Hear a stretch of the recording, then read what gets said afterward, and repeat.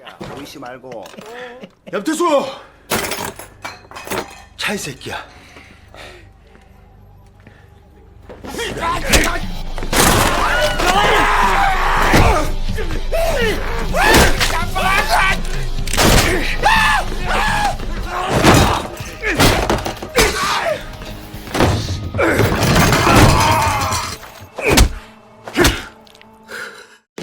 Halo warga Nobar yang ikhlas gaji DPR naik. Kayak apa kabarnya bebuhan pian hari ini? Kembali lagi bersama Mamang Tobi, sang pengangguran profesional yang kali ini akan membawakan film action terbaru 2025 asal Korea Selatan. Menceritakan tentang mantan ojol yang awalnya masuk penjara tapi malah berakhir menjadi sosok yang ditakuti karena membuat komplotan mafia, pejabat nakal, dan para jaksa korup ketar-ketir. Waduh, gimana tuh? Pokoknya siap-siap aja ketemu plot twist yang nanti kalian tahu sendiri. So, tanpa berlama-lama lagi, siapkan mata, telinga, dan anu-anuan kalian semua. Mari kita nobar dan inilah Cepu Yadang The Snitch.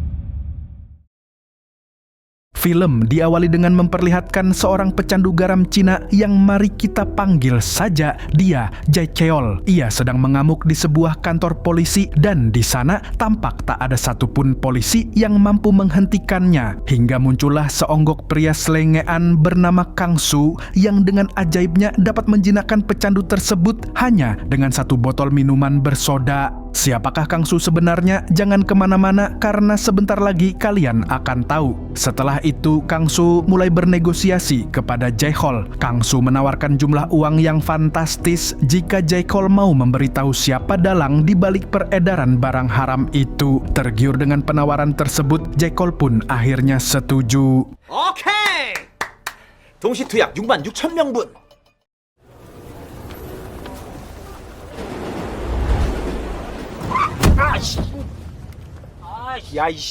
Beberapa waktu kemudian, Kang Su menemui temannya bernama Changrang yang merupakan seorang kurir garam Cina. Saat itu, ia hendak melakukan transaksi seperti biasa. Namun, Kang Su datang dan mengajaknya untuk mengikuti misi penjebakan. Changrang sempat menolak, tetapi ketika diancam akan dijebloskan ke dalam penjara, ia pun akhirnya setuju.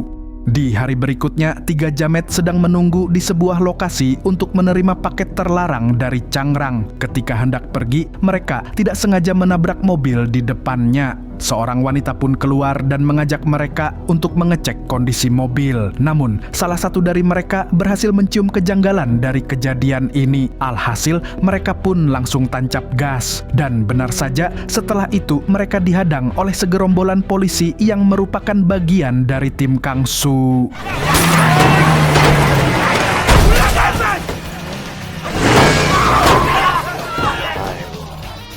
뭐 하는 거야? 아마추어도 아니고.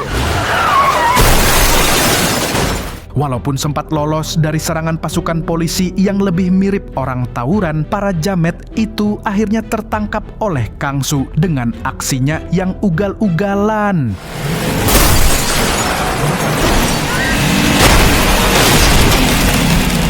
대한민국 마약파는 세 분류로 나뉜다.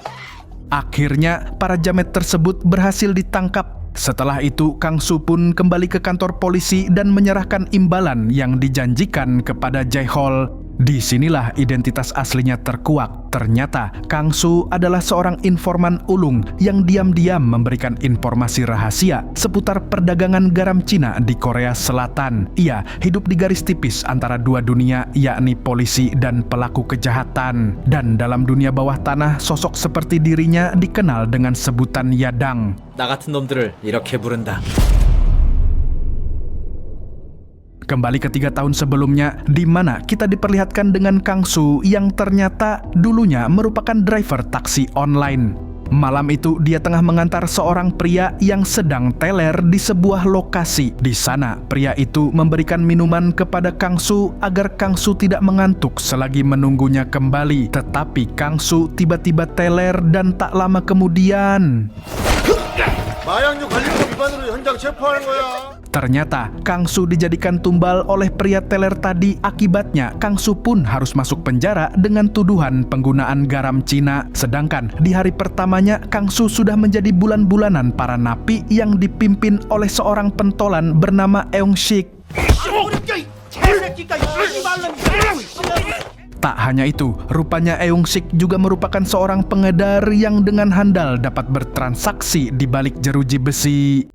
Kemudian kita diperlihatkan dengan seorang jaksa bernama Ko. Dia merupakan jaksa berpangkat rendah yang tidak punya prestasi. Sehari-hari ia harus berhadapan dengan puluhan bahkan ratusan napi yang tertangkap karena kasus garam Cina. Kedatangan mereka bagaikan kecoak yang tak ada habisnya. Hingga suatu ketika di tengah waktu kerjanya seekor kecoak muncul di meja kerjanya. Dari sinilah ia akhirnya menemukan ide cemerlang untuk membasmi para pecandu, yang tak lain adalah membasmi sarang dari penyebaran tersebut sendiri.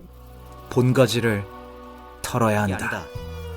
Untuk menemukan sarang kecoak, ia harus menyusupkan satu kecoak di sana. Di sini, Jaksako menemukan kandidat yang pas untuk misinya, yang tak lain adalah Kang So, seorang napi yang ia tahu bukan seorang pecandu dan hanya dijebak. Jaksako pun mengetes Kang So yang tak disangka-sangka memiliki ingatan yang sangat kuat. Jaksako pun lantas memberikan penawaran kepada Kang So agar ia mau memata-matai Eung Sik yang merupakan seorang bandar. 니네 방에 고홍식이라고 있지?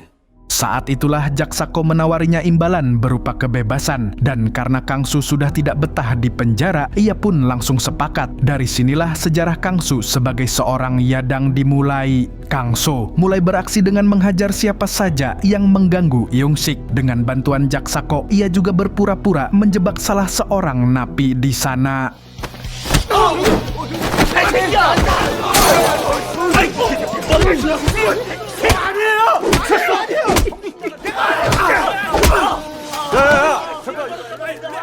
Setelah ia berhasil mendapat perhatian Eung Sik, ia pun diangkat menjadi anggota kelompoknya. Dan disinilah Kang Su menggunakan kemampuan mengingatnya yang luar biasa untuk melaporkan seluruh percakapan kelompok tersebut kepada Jaksako. Berkat informasi dari Kang Su, Jaksako dapat mengatur penggerebekan Eung Sik. Tak hanya itu, Kang Su pun dibebaskan dan Jaksako akhirnya diakui prestasinya. Sejak saat itu, hubungan keduanya pun semakin dekat. Jaksako bahkan sudah menganggap Kang Su sebagai adiknya sendiri.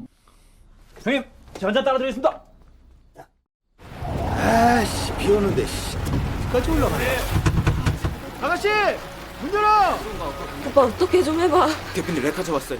Kembali ke masa kini, kali ini kita diperlihatkan dengan penangkapan seorang artis muda bernama Sujin karena obat haram. Saat itu Sujin ditangkap dan diinterogasi oleh seorang kepala polisi bernama Jae. Di kantor polisi, Sujin mengaku kalau ia hanya ditipu obat pelangsing. Awalnya pihak polisi tidak percaya, namun Jae mengenali sosok pria yang ada dalam foto di HP Sujin. Jae yang paham kalau Sujin adalah korban pun membuat penawaran dengan membebaskan Sujin, asalkan dia mau memberitahu dari mana dia mendapat obat tersebut. 그 약 누구한테 받았어? Di sisi lain, Kang Su sedang merayakan kenaikan jabatan Jaksako. Sebagai hadiah, ia memberikan informasi tentang serbuk biru yang belakangan ramai beredar di pasaran. Tak hanya itu, Kang Su juga membocorkan siapa bandar dari serbuk tersebut, yang mana ia merupakan bos si Jekol, yakni seorang preman bernama Yom. 기름 흘리고 다닌 새끼가 누군데?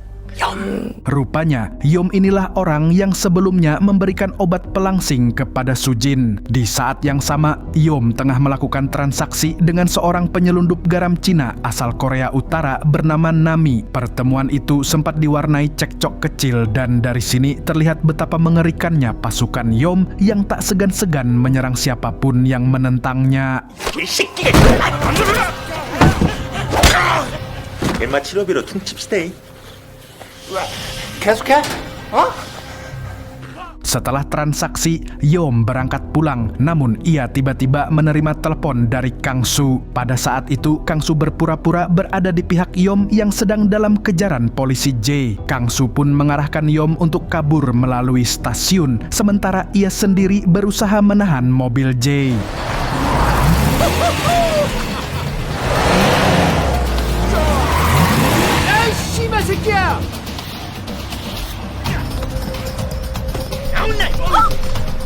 Begitu Yom tiba di stasiun, pasukan Jae lebih dulu berhasil mengepungnya. Tapi tiba-tiba dari balik kereta, pasukan Jaksako muncul dan... 맞네. 장난한 것도 아니고 이것들이 아주 사건을 날로 따먹으려고. Kemudian di dalam mobil, Yom mulai mendapat ancaman dari Kangsu dan Jaksako. Dan seperti biasa, Jaksako pun kembali menawarkan sebuah kesepakatan agar Yom bersedia membantunya menangkap bandar yang lebih besar.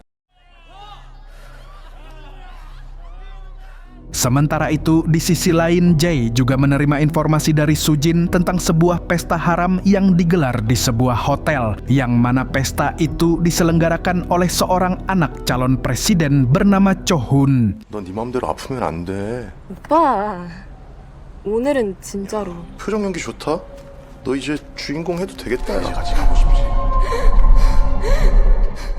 Di lokasi pesta, tim Kangsu bersama Jaksako dan Yom sudah lebih dulu bersiap. Sebelum melancarkan penggerebekan, Kangsu memasang kamera tersembunyi di kacamatanya. Dari sana, ia berhasil merekam berbagai momen penting, mulai dari kehadiran Soo-jin hingga kemunculan Cho-hun, si anak presiden. Tak lama kemudian, polisi Jae datang, namun kali ini ia kembali dibuat kesal karena merasa kecolongan. Apesnya lagi, informannya alias si Soo-jin juga ikut tertangkap.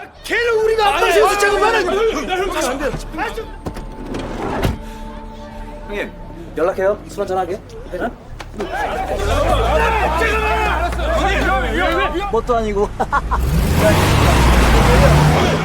Untuk sementara, Cho-hun ditahan di kantor Jaksako. Namun ia tidak sendirian, sang ayah langsung mengutus pengacara terbaik Korea Selatan untuk mendampinginya. Di sana, pengacara tersebut mulai melakukan negosiasi dengan iming-iming pangkat yang lebih tinggi bagi Jaksako. Ternyata Jaksako ya sama aja kayak pejabat kebanyakan. Awalnya doang mulia, ujung-ujungnya haus kekuasaan. Di sini, tawaran tersebut akhirnya disetujui oleh Jaksako. Sebagai langkah pertama, Jaksako memerintahkan Yom si preman untuk merebut kembali rekaman penggerebekan yang kini berada di tangan Kangsu.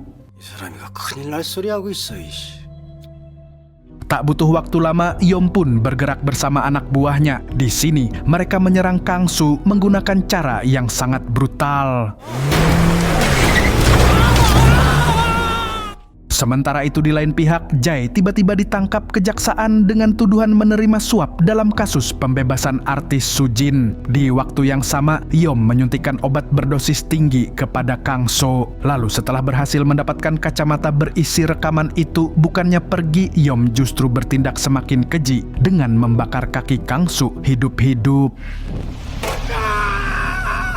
한 달간 밥 먹이지 말고 3 bulan kemudian, Kangsu terlihat masih hidup berkat perawatan sahabat lamanya Changrang. Namun, akibat suntikan dosis tinggi yang waktu itu, kini Kangsu berubah menjadi pecandu yang kerap hilang kendali. Meski begitu, dengan tekad kuat dan haus akan balas dendam, perlahan ia mulai bangkit kembali.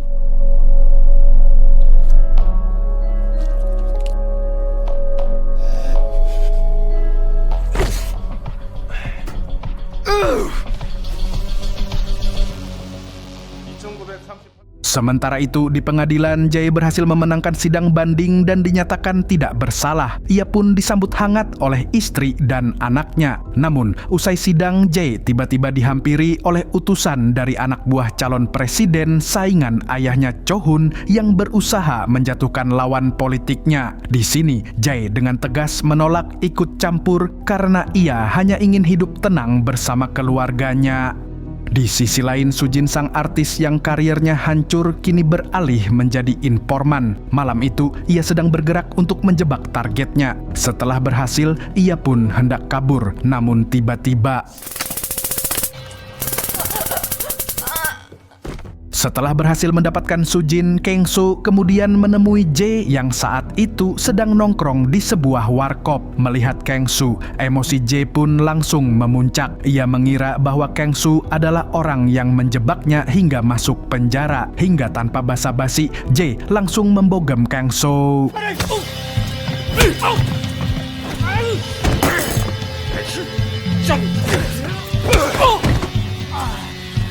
영태수 지금 어디 있어? 네가 날 엮어놨지? 오영사님. Untungnya Sujin segera datang dan berhasil menghentikan pertarungan mereka. Tak lama kemudian ketiganya berkumpul di sebuah ruangan clubbing. Di sana Kang Su menunjukkan bekas luka di kakinya sebagai bukti bahwa mereka bertiga sama-sama pernah menjadi korban. Di sana Kang Su juga mulai menjelaskan situasi terbaru di mana Yom kini sudah menjelma menjadi bandar besar. Bahkan Nami sang penyelundup dari Korea Utara pun kini menjadi bawahannya. Setelah diskusi panjang, akhirnya mereka sepakat untuk bekerja sama demi membalaskan dendam. Kang Su dan Jae memutuskan untuk merebut kembali rekaman video yang dulu dirampas oleh Yeom, karena rekaman tersebut merupakan barang bukti terkuat yang bisa menjatuhkannya. Sementara itu, Sujin akan menjebak si anak capres Chohun yang dalam waktu dekat akan menggelar pesta. Tugas Sujin adalah merekam seluruh aktivitas di pesta itu agar bisa dijadikan tambahan barang bukti. 염태수, 고검사, 저쪽은 조은. Keesokan harinya, Kang Su dan Jae mendatangi kediaman Nami. Awalnya, Nami menolak ajakan mereka untuk bekerja sama. Namun, begitu tahu bahwa target mereka adalah Yom, Nami akhirnya memutuskan bergabung. Nami kemudian membuka skema penyelundupan garam Cina milik Yeom. Ternyata, sopir penyelundup Yom kerap mampir di sebuah warung belut. Momen inilah yang akan dimanfaatkan Kang Su dan Jae untuk menjebak mereka, sekaligus memancing kemunculan Yom. Tanpa menunda waktu, keduanya langsung menuju warung tersebut dan begitu melihat sopir datang bersama tangan kanan Yom, mereka segera menjalankan aksinya. Namun yang tak disangka, Yom sendiri juga datang ke sana dan hal ini sontak membuat Jae tak mampu menahan amarah hingga ia dengan nekat maju sendirian.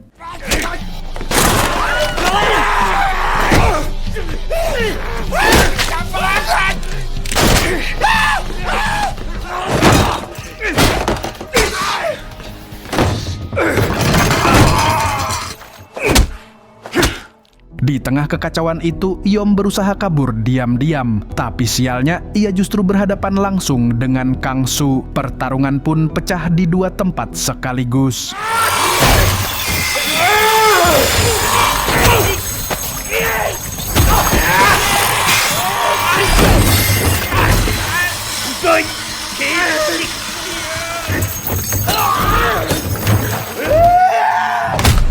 Akhirnya, Yom berhasil ditangkap. Dari situ, mereka pun dengan mudah merebut kembali rekaman hotel yang selama ini disembunyikannya. Sementara di tempat lain, Sujin berhasil menyusup ke pesta yang digelar Chohun. Sambil menahan efek teler, ia dengan hati-hati merekam seluruh kejadian di dalam pesta tersebut. Kembali ke Kang Su, rasa lega sempat menyelimutinya karena sejauh ini rencananya berjalan mulus. Namun dari situlah ia menemukan jawaban yang selama ini ia cari soal siapa dalang di balik semua penderitaannya. Dan yang paling menyakitkan, sosok itu tak lain adalah Jaksako, orang yang selama ini ia anggap sebagai kakak sendiri. 아무 사람부터 무시. 너 가지 말고 기다려.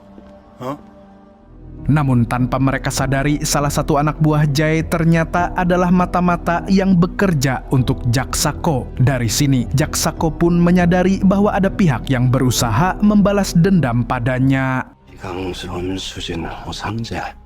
Tanpa buang waktu, Jaksako segera menelpon Chohun untuk memperingatkan bahwa Sujin adalah mata-mata. Sayangnya, Sujin sudah lebih dulu meloloskan diri dengan Changrang. Setelah aksi mereka sukses, Jae pun melakukan video call dengan Sujin yang saat itu sedang berada di mobil bersama Changrang. Dengan wajah lega, Jae memberitahu bahwa misi mereka berjalan mulus, sekaligus meminta maaf atas kasus yang pernah menyeret Sujin. Namun momen haru itu seketika buyar ketika tiba-tiba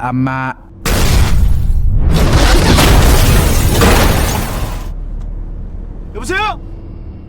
Sebenarnya Sujin masih sempat selamat, tapi tak lama orang suruhan Chohun berhasil merebut ponsel yang berisi rekaman pesta tadi dan mengakhiri hidup Sujin. Sementara itu, Jae dan Kang Su bergegas menuju lokasi, namun sayangnya mereka datang terlambat.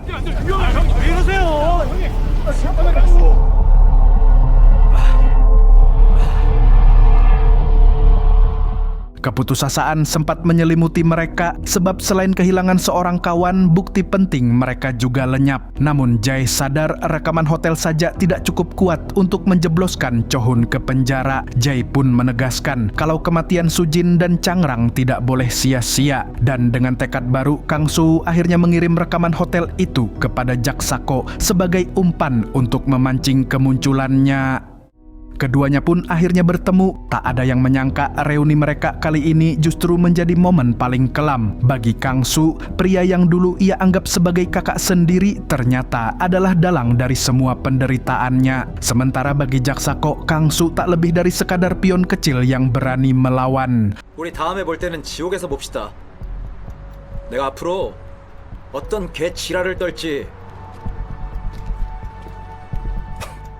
Keesokan harinya, Kang Soo kembali menemui Nami. Ia meminta bantuan untuk mencarikan tiket pesawat ke Cina sebab sebentar lagi Jae berencana menyerahkan rekaman hotel itu kepada lawan politik ayahnya Cho-hun. Namun tanpa disangka, Nami justru berkhianat. Ia melaporkan rencana tersebut kepada Jaksako sehingga Jae berhasil dicegat dan ditangkap saat itu juga. Beruntung rekaman yang dibawa Jae hanyalah salinan sebab rekaman aslinya masih disimpan oleh Kang Soo. Sementara itu, karena merasa posisinya terancam, Jaksako pun mengambil langkah licik. Kali ini, ia mengkhianati keluarga Cho-hun dengan menyebarkan rekaman salinan itu ke publik. Dengan ini, dirinya akan terlihat seperti pihak yang membongkar aib Cho-hun. Bolehlah diadu lomba sok pahlawannya sama pejabat Konoha.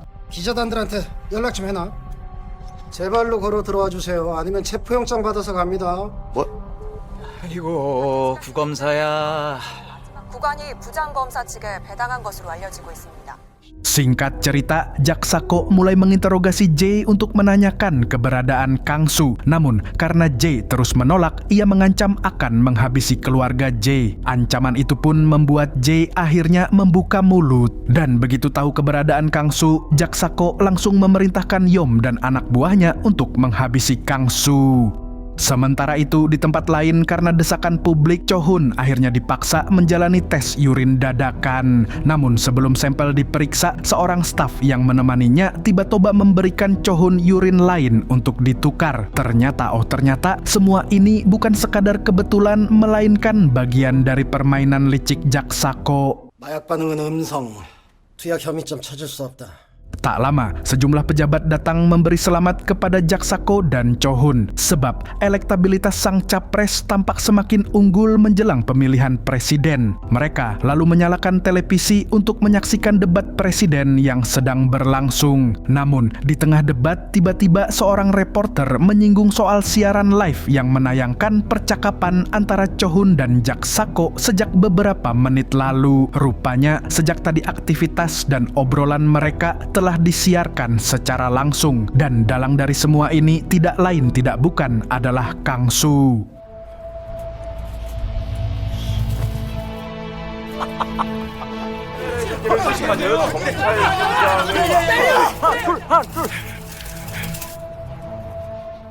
Sementara di tempat lain, Yeom yang hendak mendatangi mobil Kang Soo malah diserang oleh pasukan Nami. Usut punya usut, pengkhianatan Nami selama ini hanyalah pura-pura. Semua itu adalah bagian dari rencana Kang Soo. Dan malam itu akhirnya Yeom pun berhasil ditaklukkan.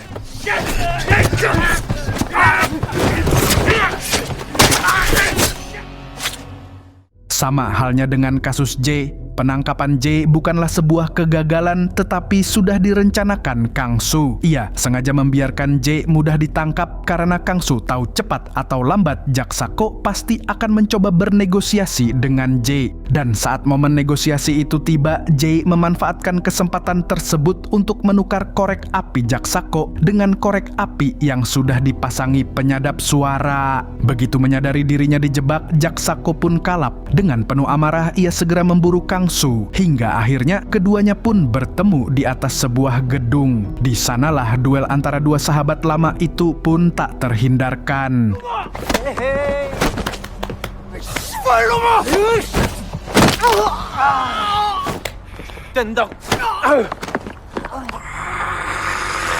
잡았었어야지. Akibat kejadian itu, ayah Chohun pun benar-benar kehilangan kepercayaan rakyat. Sementara Chohun sendiri mulai halu saking stresnya. Tak hanya itu, jaksa Ko yang pinggangnya encok karena semalam duel sengit akhirnya tidak bisa lagi lari dari hukum.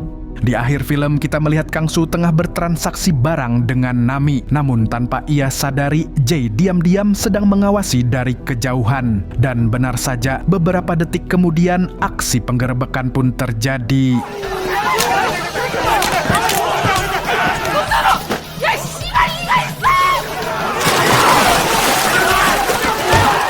Di tengah kekacauan itu, Kang Soo berhasil kabur membawa tas berisi uang tadi. Di sana, ia sempat dicegat oleh Jae yang bersenjata. Meski begitu, keduanya hanya tertawa dan justru bersepakat membagi hasil tadi untuk berdua sebagai tanda persahabatan.